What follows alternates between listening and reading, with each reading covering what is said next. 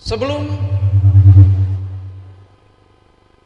kita langsungkan segmen kedua ini, izinkan saya untuk menjelaskan aturan main dan mekanisme dari segmen ini.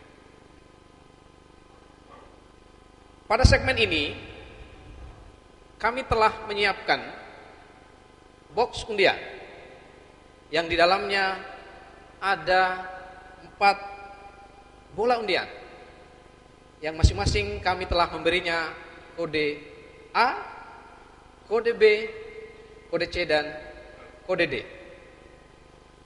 Di kode A itu akan berisi kode tayangan video dan pertanyaan yang akan saya ajukan. Kode B, maksud saya kode A itu berisi tayangan video yang terkait dengan illegal logging. Kode B terkait dengan konflik.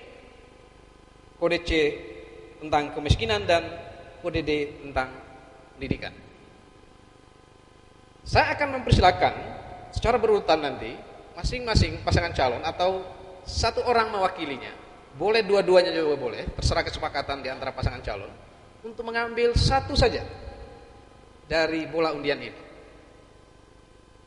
Setelah itu, setelah mengambil, kembali ke tempat atau mimbarnya masing-masing dan membuka serta memperlihatkan di hadapan hadirin dan pemirsa yang ada di rumah. Setelah saya melihat kodenya, nanti saya akan memberikan kesempatan kepada teman-teman operator untuk menayangkan video yang terkait dengan kode yang diambil. Setelah itu, saya akan mengajukan pertanyaan yang saya kaitkan dengan visi misi yang telah diserahkan oleh masing-masing pasangan calon kepada KPU. Bisa dipahami? Baik. Kesempatan pertama untuk mengambil undian di depan, sesuai dengan kesepakatan, saya persilakan kepada pasangan calon nomor urut 2. Disilakan, ya, kedua-duanya langsung bersamaan. Kita kasih aplaus, bisa kasih aplaus. Silakan kembali. Bisa kembali ke mimbar, bukannya di depan mimbar masing-masing, di belakang mimbar. Langsung dibuka.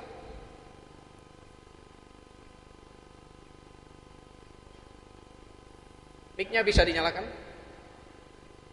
Silakan dibuka. Diperlihatkan di depan hadirin. Hadirin sekalian, pasangan calon nomor urut 2 telah mengambil kode undian C. Berarti pasangan calon nomor 2 akan kita perlihatkan tayangan video yang terkait dengan kemiskinan. Kita saksikan bersama tayangan video berikut ini.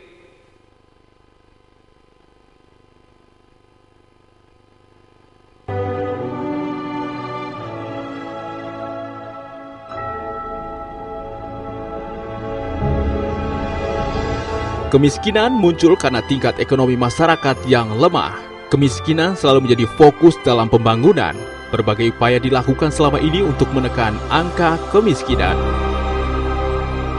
Saat ini, data dari Badan Pusat Statistik BPS tahun 2014 menunjukkan angka kemiskinan di Kabupaten Bima sebesar 15,13%. Kemiskinan terjadi antara lain karena tingkat pendidikan masyarakat yang rendah dan lapangan kerja terbatas, sehingga daya beli masyarakat pun rendah. Inilah di antara potret kemiskinan di Kabupaten Bima yang masih membutuhkan penanganan serius. Sentuhan kebijakan pemerintah dalam meningkatkan ekonomi akan mendorong daya beli masyarakat, sehingga angka kemiskinan bisa lebih baik lagi. Data kantor pos induk Mataram menyatakan bahwa jumlah penerima bantuan kompensasi kenaikan BBM sejumlah 39.154 rumah tangga miskin, atau Kabupaten Bima menempati posisi keempat di NTB untuk jumlah rumah tangga miskin penerima kompensasi kenaikan BBM.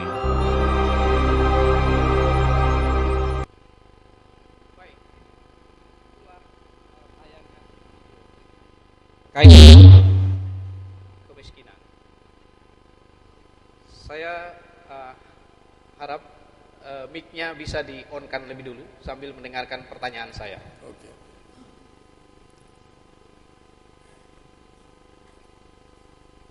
Pasangan calon nomor urut 2 berdasarkan visi-misi dan program strategis yang telah kami cermati memiliki program umum di bidang ekonomi, yaitu menempatkan dana penguatan ekonomi masyarakat di setiap desa. Potret kemiskinan yang ditayangkan lewat video tadi tentu saja menunjukkan masih ada warga kita yang miskin, yang menurut data BPS tahun 2014 itu berada pada 15,13%. Dengan program umum yang di bidang ekonomi yang telah dicantumkan dalam visi misi itu, apa yang bisa dilakukan oleh pasangan calon nomor urut 2 ini bila terpilih menjadi bupati dan wakil bupati Bima? Saya mohon untuk menjawab dalam waktu maksimal 180 detik dimulai dari sekarang. Minta izin moderator 2 detik. Saya bayangkan diri saya dulu berdiri sini sebagai wakil bupati Bima menyampaikan LPJ beberapa bulan ke depan. Terima kasih. Baik, potong ngampu Eli Warazanu karena sering lubuk.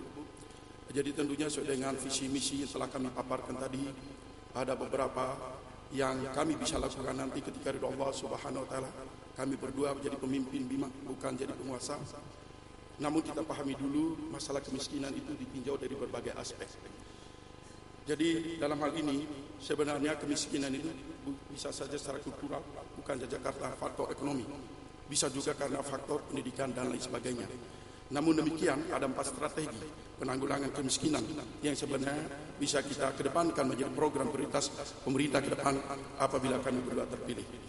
Yang pertama adalah memperbaiki program perlindungan sosial. Dalam hal ini kita melihat bahwa terkadang program kita selama ini justru bukan memperdayakan kaum miskin, itu malah diperdaya. Oleh karena itu tentunya kita harus pahami di sini bahwa individu-individu ini bisa yang semulanya miskin bertambah miskin, bahkan semulanya tidak miskin menjadi miskin karena salah penanganan. Oleh karena itu kita paham dulu bahwa kaum miskin adalah juga sumber daya yang harus diberdayakan sebagai subjek pembangunan, bukan sebagai objek pembangunan. Yang kedua adalah meningkatkan akses. Dalam hal ini kita tahu bahwa kita mengukur dulu pendidikan karena salah satu faktor tadi masalah pendidikan. Ternyata masih ada anak-anak kita yang berada di kantong-kantong masyarakat yang terisolir, yang belum menyambut pendidikan, sehingga walaupun saat ini angka partisipasi kasar kita sudah 104 sekian persen. Namun demikian realitanya menunjukkan bahwa masih ada, seperti kami di jalan di Legudu kemarin, itu bukan lagi astagfirullahaladzim, termasuk bebansa menjadi kepala dinas kemarin, masih ada SD yang beratapkan rumbia, bahkan SMA 3 Legudu cikal bakalnya masih juga beratapkan rumbia, berdindingkan bambu dan berdindingkan juga bedek, ibarat lagunya Biji Jet, gubuk derita. Yang ketiga, pemberdayaan kelompok masyarakat miskin. Sesuai dengan visi misi kami, bagaimana kita mengembangkan industri sehingga pemberdayaan masyarakat ke depan semakin maju dan mereka mandiri tentunya.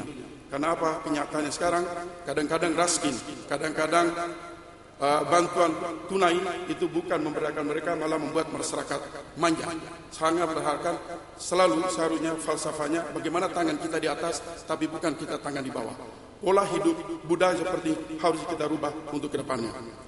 Dan tentunya masih banyak lagi karena terbatas waktu. Insya Allah waktu akan semakin banyak ketika kami dipercaya 5 tahun ke depan. Terima kasih. Kita kasih aplaus kepada pasangan calon nomor urut 2. Kesempatan berikutnya dengan mekanisme dan prosedur yang sama, saya akan berikan kepada pasangan calon nomor urut 3. Pada pasangan calon urut 3 dipersilakan untuk mengambil 1 dari 3 undian yang tersisa.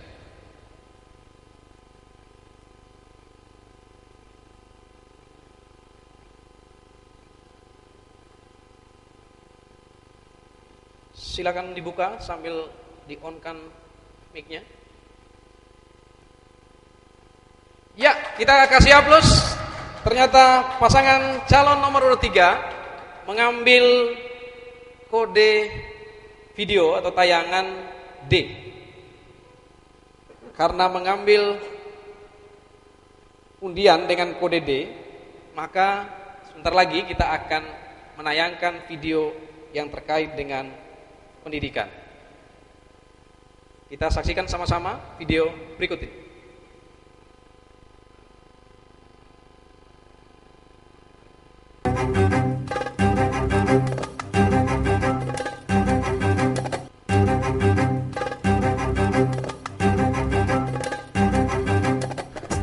Sumber daya manusia yang berdaya saing adalah harapan semua pihak. Pendidikan adalah investasi untuk membangun sumber daya yang berkualitas.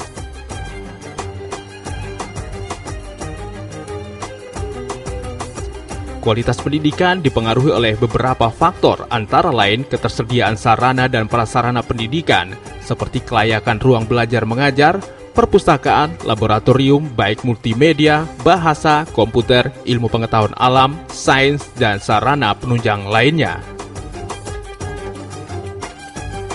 Selain dukungan sarana dan prasarana tersebut, mutu pendidikan ditentukan oleh tenaga pengajar atau guru. Profesionalisme guru menjadi penting untuk mewujudkan sumber daya manusia berkualitas dan berdaya saing. Dengan kata lain, kualitas pendidikan akan tercapai dengan titik tolak peningkatan kualitas tenaga pendidik dan sarana prasarana pendidikan itu sendiri.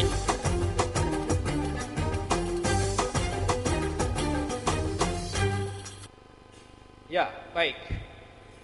Itu adalah tayangan tentang potret yang ideal tentang suatu bidang pendidikan pada suatu daerah. Dalam pembacaan kami terhadap visi dan misi serta program strategis yang telah disampaikan oleh pasangan calon nomor urut 3, disebutkan bahwa salah satu arah kebijakan 5 tahun ke depan yaitu menyediakan pelayanan publik yang cepat, murah dan dekat, dengan salah satu sarananya adalah peningkatan kualitas pelayanan publik. Bagi kami, pelayanan publik itu adalah salah satunya urusan pendidikan. Bila pasangan calon nomor urut 3 ditakdirkan pada tanggal 9 Desember 2015 untuk menjadi bupati dan wakil bupati, bagaimana upaya Anda untuk bisa mewujudkan dunia dan bidang pendidikan di Kabupaten Bima ini seperti potret yang ideal yang ditampilkan dalam video yang sudah ditayangkan tadi. Saya berikan kesempatan pada pasangan nomor urut 3 untuk menjawab maksimal 180 detik mulai dari sekarang. Bismillahirrahmanirrahim. Assalamualaikum warahmatullahi wabarakatuh. Tema kami dapatkan adalah isu pendidikan. Oleh karena itu ada 2 kendala yang dihadapi oleh kita, yaitu pertama sumber daya manusia, kedua sarana dan prasarana. Tetapi juga tidak mengecilkan hati kita semuanya bahwa kendala pasti dibarengi dengan masalah. Ada 4 masalah yang perlu kita perhatikan. Yang pertama, masih rendahnya kualitas pendidikan dan tenaga kependidikan. Ini dimaksudkan sehingga pada saatnya nanti kita terpilih, kami terus meningkatkan sumber daya manusia itu sendiri, yaitu tenaga kependidikan. Yang kedua, sarana dan prasarana pendidikan belum memadai. Kita yakin bahwa sarana prasarana terutama kaitannya dengan perpustakaan dan yang menunjang pendidikan itu, insyaallah kalau kami terpilih, kami akan tingkatkan terus. Yang ketiga, belum optimalnya pendidikan, dan pendidikan yang dimaksud ada pendidikan formal dan non formal. Dan yang keempat, rendahnya motivasi guru terpencil. Ini menandai bahwa luas wilayah kita, 18 kecamatan dan sekitar 10 daerah terpencil yang berada di dalam wilayah kependidikan di Kabupaten Bima ini, insyaallah. 5. ada solusi yang kami tawarkan. Ada 3 solusi yang kami tawarkan. Yang pertama yaitu mengembangkan program Bima Mengajar yang terus digelorakan oleh Indonesia Mengajar, di mana berturut-turut 4 tahun 4 angkatan Kabupaten Bima mendapatkan jatah Indonesia Mengajar. Alhamdulillah, insya Allah kalau kami terpilih pada saatnya nanti 2015 ini, kami akan wujudkan Bima Mengajar di Kabupaten Bima. Dan juga untuk menunjang ini kelas inspirasi dan mengangkat guru garis depan, yaitu guru kontrak daerah dan guru terpencil. Yang kedua, kita menyediakan fasilitas pendidikan yang memadai. Jadi memang tanpa sarana dan prasarana pendidikan yang baik yang menunjang pendidikan ini, insya Allah kami akan wujudkan bila kami terpilih nanti. Ketiga, meningkatkan tunjangan kesejahteraan guru yang belum bersertifikat melalui dana APBD, termasuk untuk guru terpencil. Ketiga solusi ini untuk mewujudkan Bima yang cerdas. Terima kasih. Wassalamualaikum warahmatullahi wabarakatuh. Ya, kita kasih aplaus pada pasangan calon nomor urut 3 yang telah memberikan jawaban yang terkait dengan video yang telah kita tayangkan. Kesempatan berikutnya kita akan memberikan kepada pasangan calon nomor urut 4 untuk maju ke depan dan mengambil 1 dari 2 undian yang masih tersisa. Dipersilakan. Silakan dibuka dan mic-nya di-on-kan.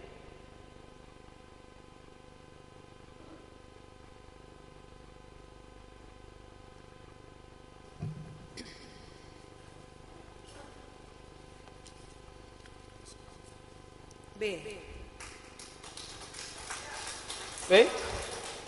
Pasangan calon nomor urut 4 telah mengambil kode undian B. Berarti pada pasangan calon nomor urut 4 kita akan pertontonkan video yang terkait dengan konflik berikut ini.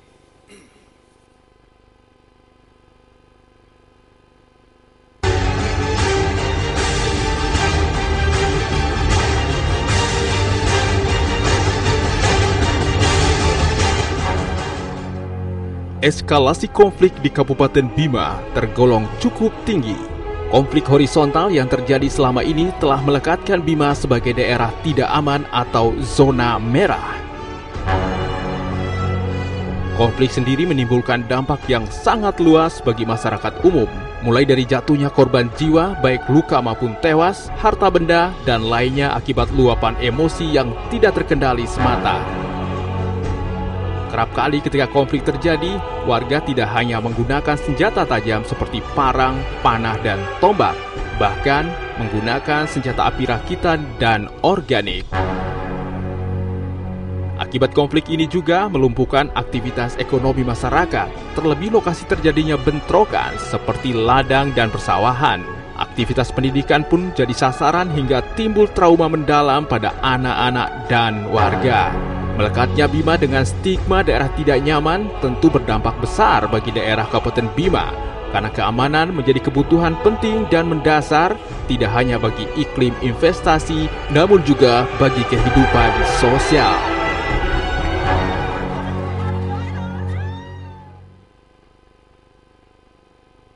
Dengarkan pertanyaan kami berikut ini. Seluruh pasangan calon, 4 pasangan calon ini, berdasarkan visi misi yang telah kami baca, semuanya mencantumkan keinginannya untuk membuat daerah kita tercinta ini aman, damai, tanpa konflik. Tapi berdasarkan tayangan tadi, dan itu adalah potret kenyataan yang sampai hari ini masih terjadi, yaitu konflik masih terjadi, sehingga tidak salah kalau kita masih dikategorikan sebagai zona merah. Dalam visi dari pasangan calon nomor urut 4, disebutkan bahwa ada kata aman. Makna dari kata aman dijelaskan juga, yaitu menegakkan keamanan dan ketertiban wilayah dan masyarakat, mengamankan proses dan hasil pembangunan, serta menegakkan supremasi hukum. Bahkan ditambahkan dalam sasaran programnya, yaitu menurunkan angka kriminalitas dan pelanggaran hukum. Sangat jelas terlihat. Pertanyaan kami adalah, apa langkah konkret yang dilakukan oleh pasangan calon nomor 4 bila ditakdirkan untuk menjadi bupati dan wakil bupati? Jawaban Anda silakan diberikan maksimal 180 detik mulai dari sekarang. Baik, terima kasih. Membahas masalah konflik di Kabupaten Bima memang merubah itu tidak segampang membalikan telapak tangan. Tetapi mari kita melihat dulu ke belakang, apa yang melatar belakangi sehingga konflik itu gampang terjadi, baik itu antar desa dan antar kecamatan. Yang perlu kita sadari bersama, pengamatan kami selama ini, dalam penanganan konflik selama ini, kita selalu tertuju penanganannya kepada aparat keamanan. Sesungguhnya agar konflik itu berangsur dan berakhir dengan perdamaian, kita perlu mengedepankan pendekatan melalui lembaga-lembaga adat yang memang sudah terbentuk sampai ke tingkat desa, di mana kita mengedepankan komunikasi, karena kita sadari orang Bima terkenal begitu menghargai dan mentokohkan para ulama dan orang-orang tua di desa-desa masing-masing. Tentunya menyelesaikan masalah konflik memang merupakan tanggung jawab seorang kepala daerah. Tetapi dalam penyelesaiannya membutuhkan kerjasama yang baik dari seluruh lapisan masyarakat, terutama sekali di dalam mendukung kinerja aparat keamanan. Tentunya di sini yang hampir terlupakan adalah bagaimana kita melibatkan anggota-anggota legislatif yang merupakan keterwakilan dari masyarakat hampir di seluruh dapil yang ada, yang kita harapkan bisa membantu membuka komunikasi sehingga konflik itu bisa berakhir dengan perdamaian. Tentunya banyak hal yang perlu kita lakukan, tetapi yang terutama sekali yang saya harapkan adalah bagaimana ke depan kita tidak menyerahkan masalah konflik itu hanya kepada aparat hukum. Karena tidak semuanya harus kita selesaikan melalui hukum. Saya yakin dan percaya melalui komunikasi dan pendekatan yang baik, semuanya akan mencair dengan kembali lagi seperti sedia kala. Tentunya sekali lagi kita juga harus melihat apa yang menyebabkan konflik itu gampang terjadi di Kabupaten Bima. Yang pertama adalah begitu tingginya angka pengangguran dan tentunya pola pikir masyarakat yang perlu kita rubah, sehingga sekali lagi di dalam menangani konflik ini, seperti yang kami katakan di awal tadi, tidak segampang membalikkan telapak tangan. Tetapi yakinlah, dengan tangan dingin seorang perempuan tidak bisa kita laksanakan, dan kami percaya itu bisa kami laksanakan dengan bantuan dari segala lini, terutama sekali teman-teman dari aparat hukum, keterlibatan anggota DPR, dan tentunya lembaga-lembaga agama kita, baik itu MUI dan sebagainya, dan kita berdayakan lembaga-lembaga swadaya masyarakat, terutama sekali keterlibatan generasi muda. Terima kasih. Wabillahi taufik wal hidayah. Wassalamualaikum warahmatullahi wabarakatuh. Ya, kita kasih aplaus. Jadi sekali lagi biarkan pasangan calon untuk memberikan jawaban. Kita dengarkan baik-baik. Setelah selesai baru saya kasih aplaus. Saya silakan kasih aplaus ulang. Kasih aplaus untuk pasangan calon nomor 4. Terima kasih. Kesempatan terakhir untuk segmen kedua ini, saya mempersilakan kepada pasangan calon nomor urut 1 untuk mengambil undian yang masih tersisa.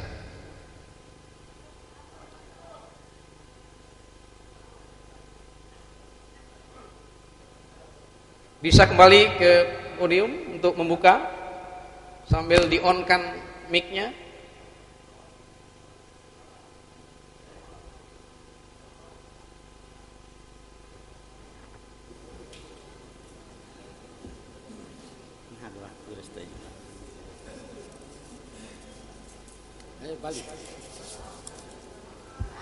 Ya, hadirin, tentu saja pasangan calon nomor urut 1 telah mengambil atau ditakdirkan untuk mendapatkan kode undian A terkait dengan illegal logging.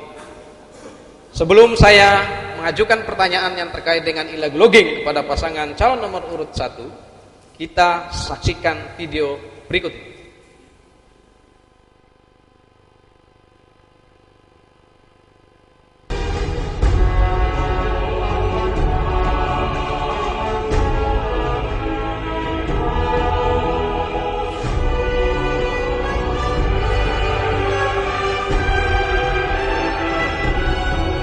Kawasan hutan di Kabupaten Bima saat ini 713 hektar, terdiri dari hutan lindung seluas 83.189,91 hektar, hutan produksi terbatas seluas 73.000 hektar, hutan produksi seluas 116.000 hektar, dan izin pemanfaatan kayu seluas 6.000 lebih hektar. Sebagian besar hutan yang ada di Kabupaten Bima telah rusak akibat eksploitasi hutan yang tidak sesuai, seperti peladangan liar, pencurian kayu, dan lainnya yang tidak mengindahkan peraturan perundang-undang dan kelestarian hutan. Akibatnya berbagai bencana seperti kekeringan, banjir, dan lainnya menjadi langganan saban tahunnya. Data dari BPBD Kabupaten Bima tahun 2015 ini saja terdapat 12 kecamatan yang mengalami krisis air.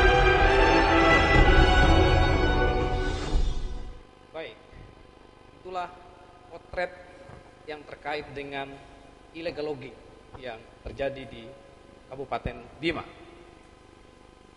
Saya membaca visi dan misi dari pasangan calon nomor urut 1 secara eksplisit dikatakan dalam visinya, yaitu terpeliharanya lingkungan hidup. Bahkan dipertegas lagi dalam misi pasangan ini, yaitu menjaga keberlangsungan lingkungan hidup.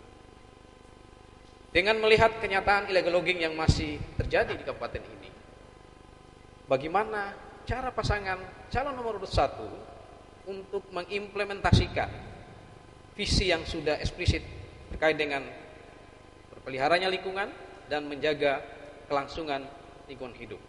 Anda dipersilakan untuk memberikan jawaban-jawaban yang solutif dan konkret untuk menyelesaikan persoalan seperti yang ada di tayangan tadi.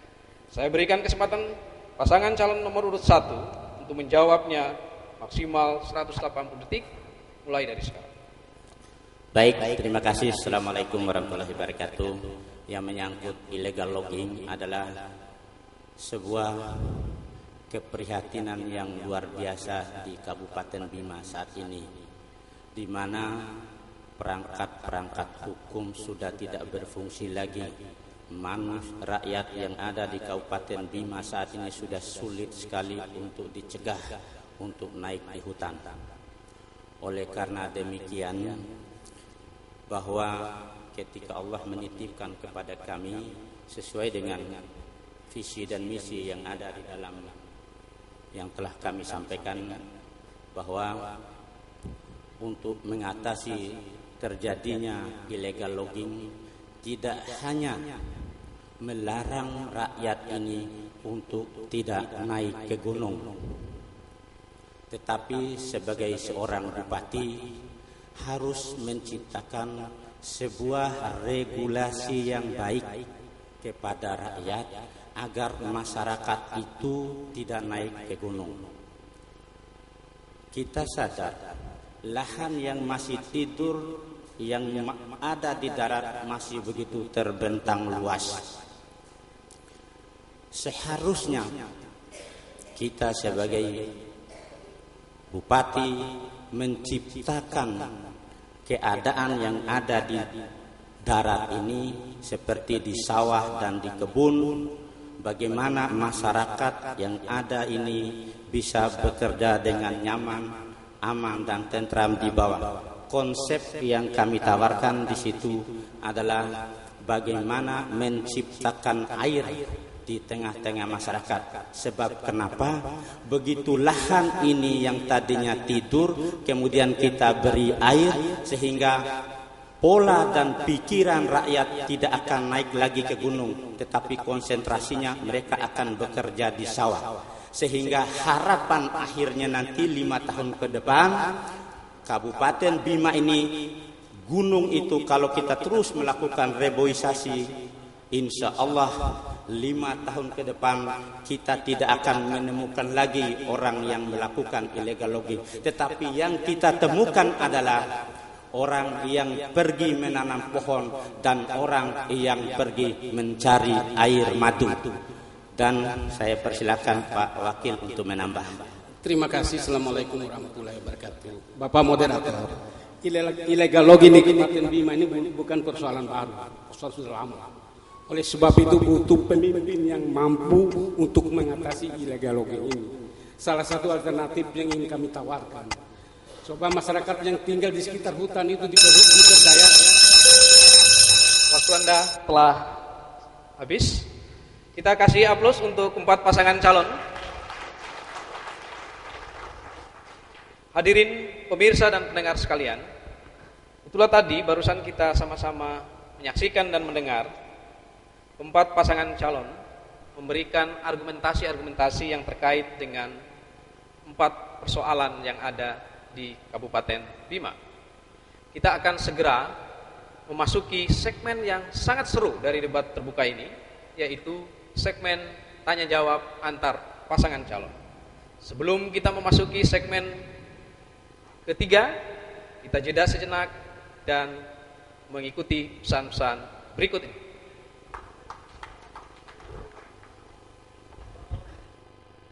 Haringga gungai ketua KPU tanggal 9 Desember ake kusak bupati ya ando di jam nusukan mandai ini borasi ko de pagi keuntungan dai aura ya romo nangangoi pirasa cakim dakeke ya nanggain de nak coba jadi mapili na bupati wakil bupati de. Assalamualaikum. Waalaikumsalam.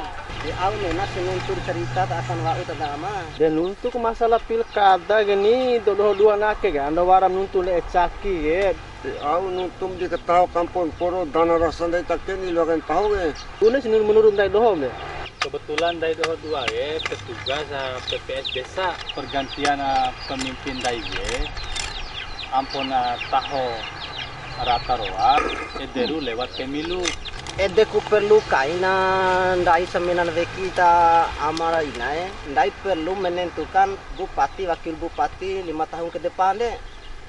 Dan cara si jauh dikadale mendai dena iha dana rarasan dai akan datang 5 tahun deh. Ngupa bilu akan tahu mendai takke ni daun mau pimpin dai takke tanah sakimena aku. Mari kita sukseskan pemilihan Bupati dan Wakil Bupati Bima tahun 2015.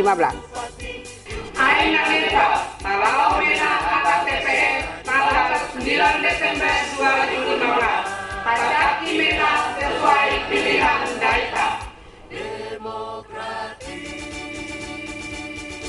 Kepada seluruh masyarakat kami menghimbau untuk bersama-sama menjaga stabilitas daerah. Gunakan hak pilih Anda pada tanggal 9 Desember 2015 dengan sebaik-baiknya.